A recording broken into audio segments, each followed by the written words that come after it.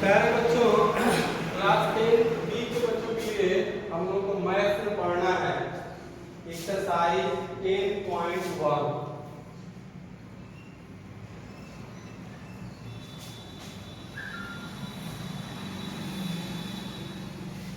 इसमें दिया है फॉर एग्जांपल ट्राइंगल एबीसी में एंगल बी 90 डिग्री है, AB = 24, BC = 7।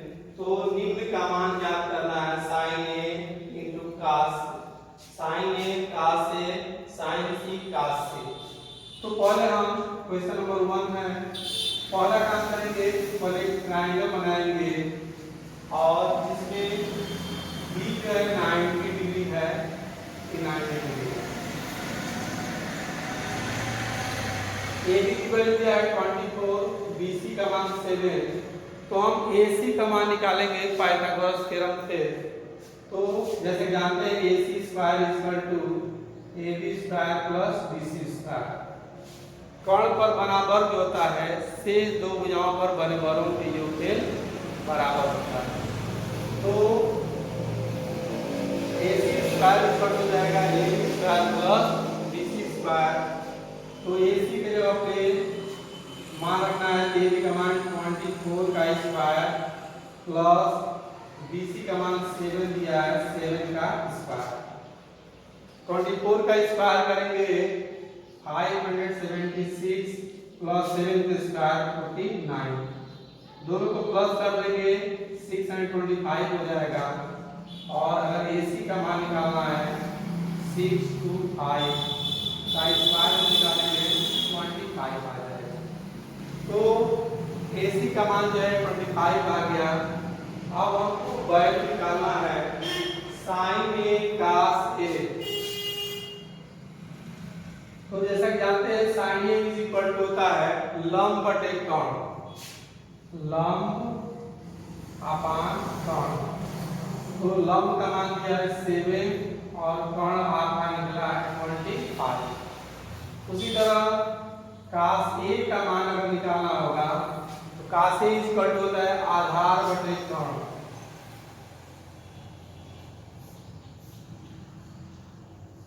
तो आधार का मान दिया है 24 और कर्ण दिया है 25। sin A cos A हो गया, गुना जो है क्या sin C और cos C का मान निकालना है sin C। तो sin C एंगल C के लिए या AB जो होता है लंब हो जाएगा। तो हमको फार्मूला होता है लंब बटे में कर्ण होता है। तो यहाँ पे लंब 24 लिख देंगे और कर्ण जो है 25 हो जाएगा। तो sin C का मान हो जाएगा 24/25। उसी तरह पूछ रहा है cos C।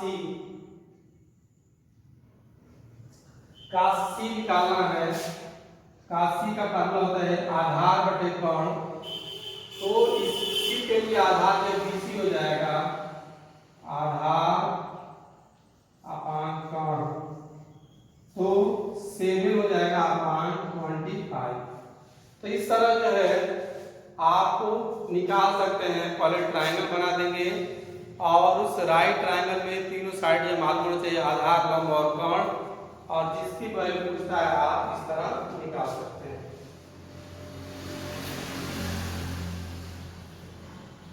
इसी तरह दिया है क्वेश्चन नंबर 4। क्वेश्चन नंबर 4 देखें।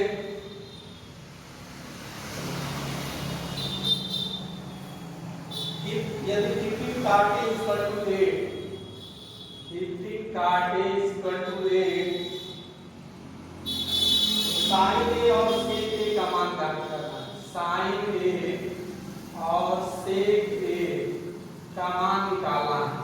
15 cot A = 8 दिया है, तो sin A और sec A का मान निकालना है। तो पहला काम करेंगे 15 cot A = 8 दिया है, तो cot A = हो जाएगा 8/15।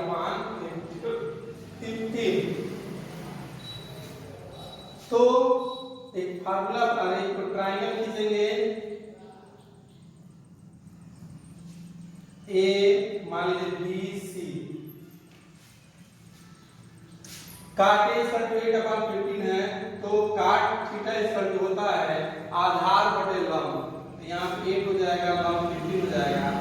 तो अगर आपको AC निकालना है तो AC इक्वल हो जाएगा √AB² प्लस BC स्क्वायर।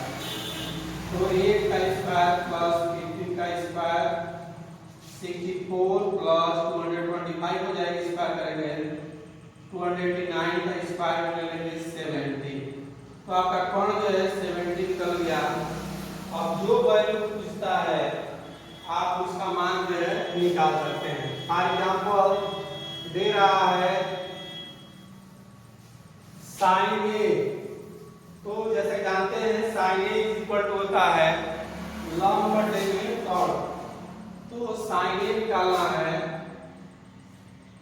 लंब अपान कोण।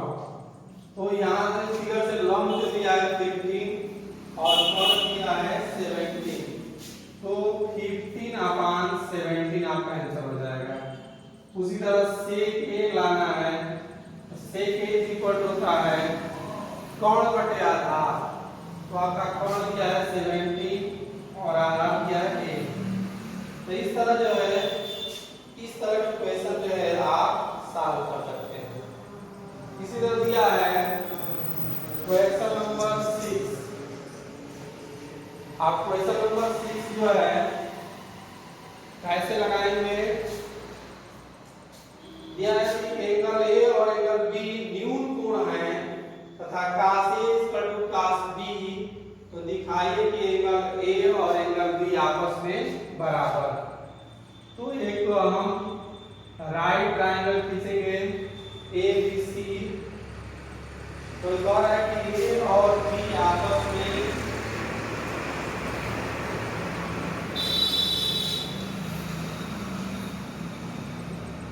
दिखाना है कि एंगल A और एंगल B आपस में इक्वल होंगे, लेकिन पहले से दिया है कि A और B न्यून कोण है।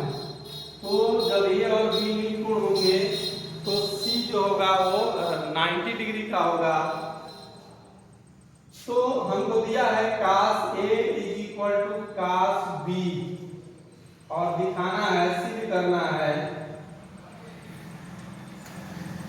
Angle A equal to angle B, आपको प्रूफ करना है। तो cos A का मान निकालें, क्या होगा cos A इक्वल टू होता है आधार बटे कोण AC अपान AB और cos B इक्वल टू होगा cos B के लिए आधार AC हो जाएगा और कोण जो है AB होगा।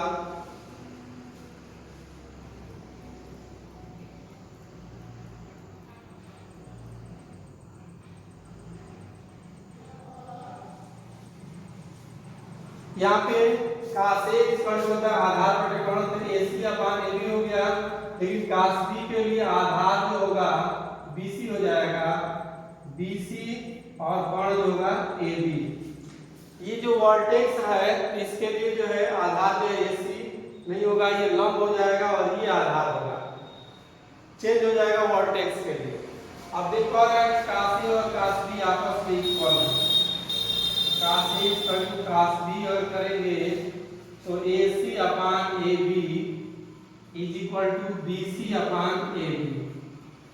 देख रहे हैं कि इसका डिनोमिनेटर जो AB इक्वल है कैंसिल हो जाएगा, तो AC is equal to BC हो जाएगा। और जैसे कि हम जानते हैं कि किसी भी ट्रायंगल में अगर अपोजिट साइड इक्वल होते हैं तो उनके अपोजिट एंगल भी आपस में इक्वल होते हैं। किसी भी ट्रायंगल में अगर दो भुजाएं आपस में बराबर होते हैं तो उनके सामने कोण भी आपस में बराबर होंगे। तो AC और BC इक्वल हैं, AC का अपोजिट एंगल जो होगा B होगा और BC का अपोजिट एंगल A होगा। तो angle A is equal to angle B होगा। क्यों? क्योंकि भुजाएं अगर दो भुजाएं आपस में बराबर होती हैं तो उनके आमने सामने के कोण भी आपस में बराबर होते हैं। तो